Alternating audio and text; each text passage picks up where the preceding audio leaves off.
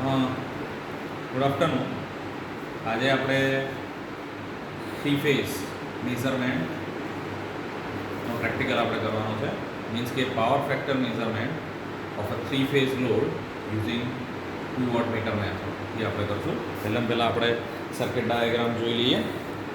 તો circuit diagram જે છે એ સર્કિટ ડાયાગ્રામ આ મુજબની છે. આપણી પાસે થ્રી ફેઝ સપ્લાય છે. પર ફેઝ ઉપર આપણે મીટર મૂકશું. 0 થી 300 વોલ્ટનો વોલ્ટમીટર મૂકશું. મોસ્ટ પ્રોબેબલી આપણે મલ્ટીમીટરનો યુઝ કરીને આપણે વોલ્ટેજ મેઝર કરશું. 0 to 5 એમ્પિયરનો આપણી પાસે એ મીટર છે.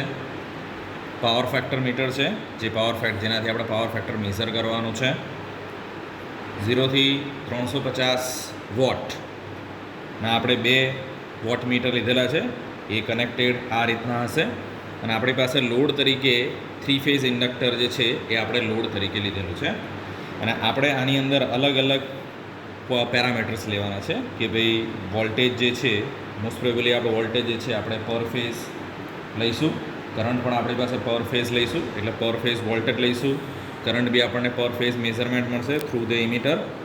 W1 અને W2 દ્વારા આપણે વોટ મીટર લઈશું.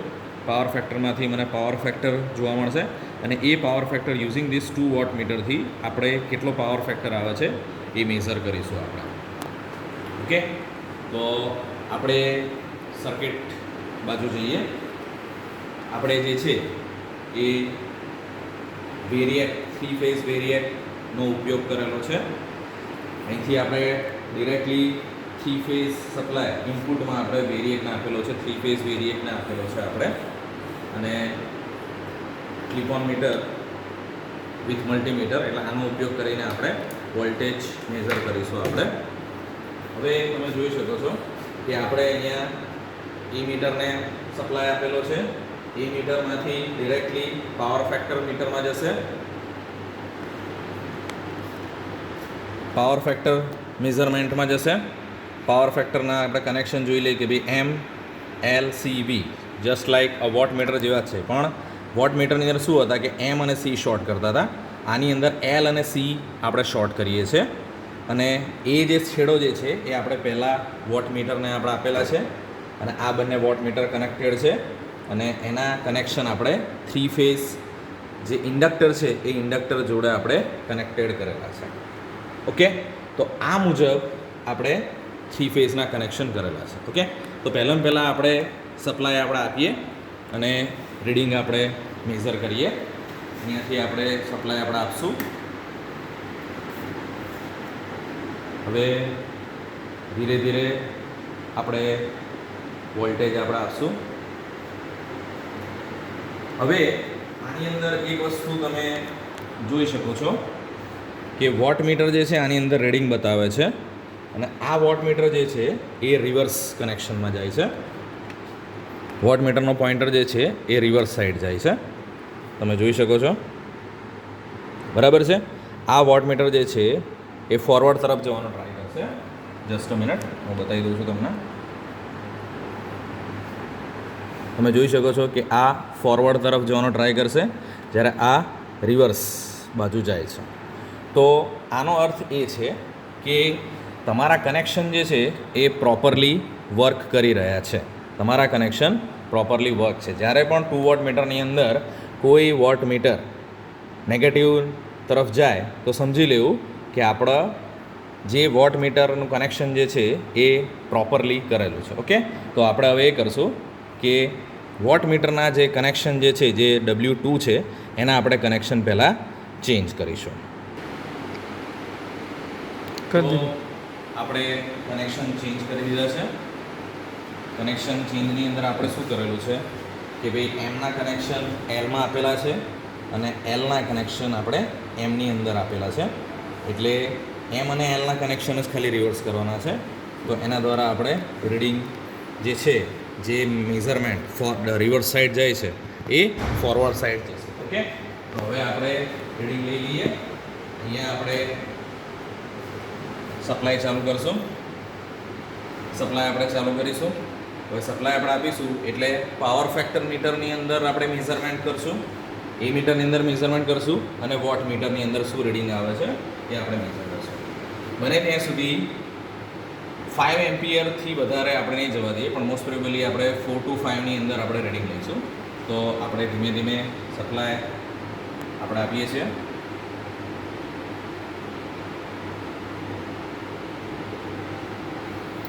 આપણું જે ફર્સ્ટ રીડિંગ જે છે પહેલાં આપણે વોલ્ટેજ મેઝર કરી લઈએ. વોલ્ટેજ આપણા જે છે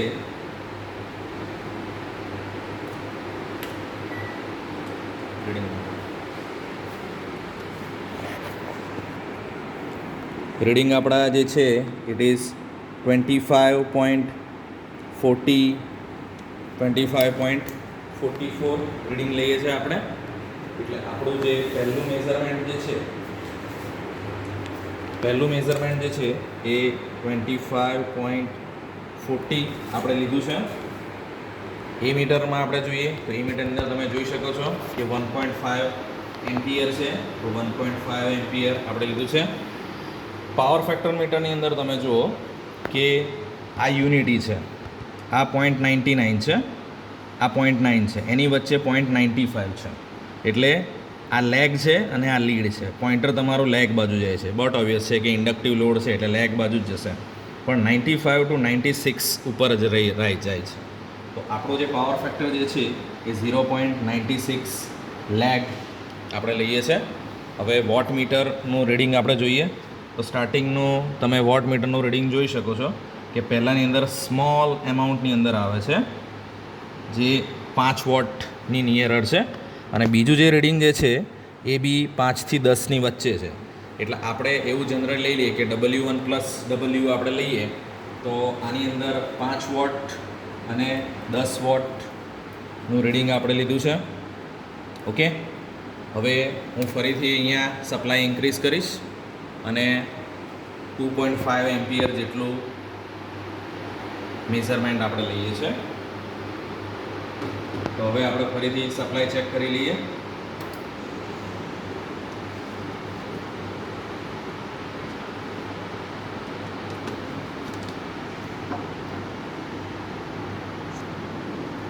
સપ્લાય તમે જોઈ શકો છો.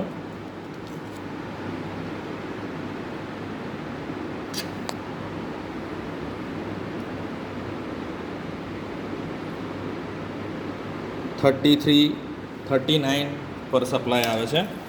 એટલે પર ફેઝ વોલ્ટેજ છે 39.40.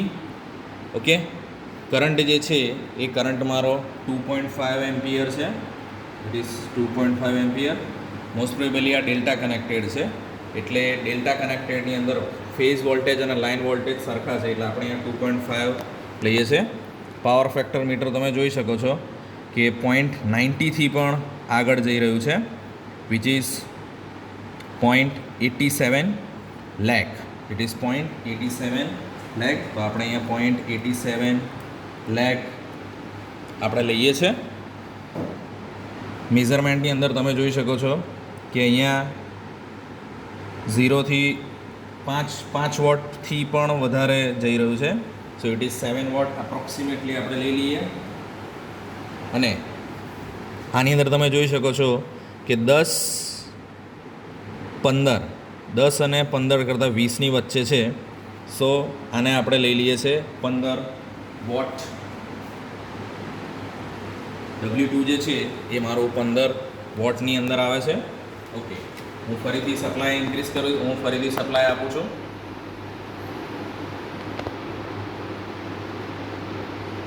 મેઝરમેન્ટ ઇઝ અપ ટુ 3.5 વખતે આપણે વોલ્ટેજ મેઝર કરી લઈએ.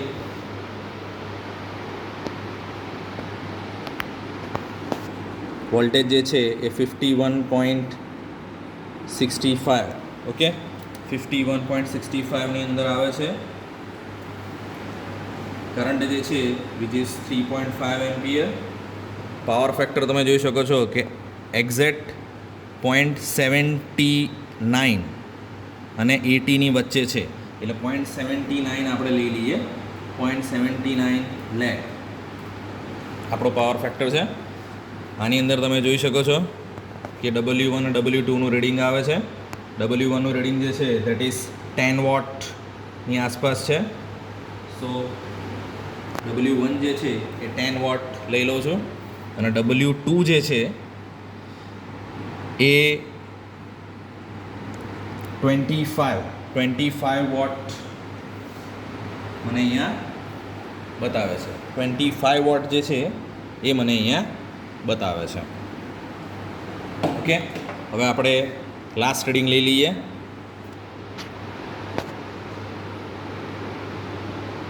ફોર એમ્પિયર સુધી આપણે લઈ જઈએ છીએ.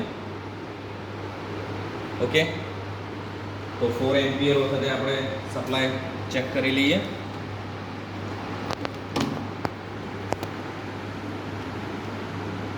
કોઈ બી બે ફેઝનું આપણે સપ્લાય ચેક કરશું. સો ઇટ ઇઝ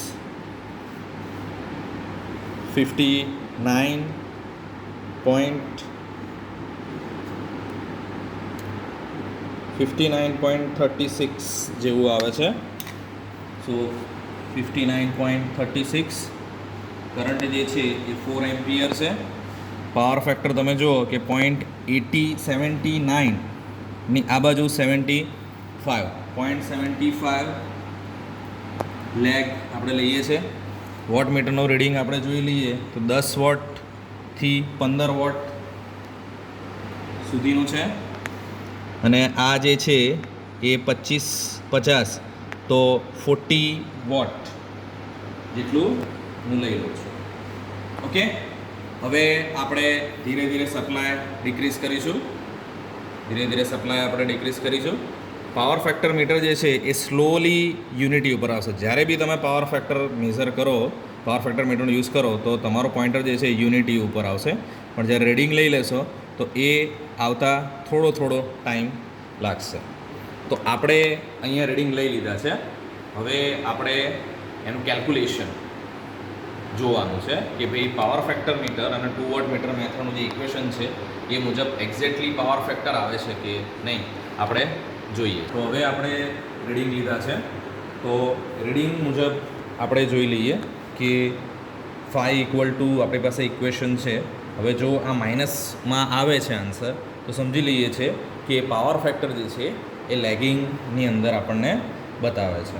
ઓકે, તો આપણી પાસે ઇક્વેશન છે that is tan inverse √3 W1 - W2 W plus W1. √3 એટલા માટે because we use a 3 phase supply.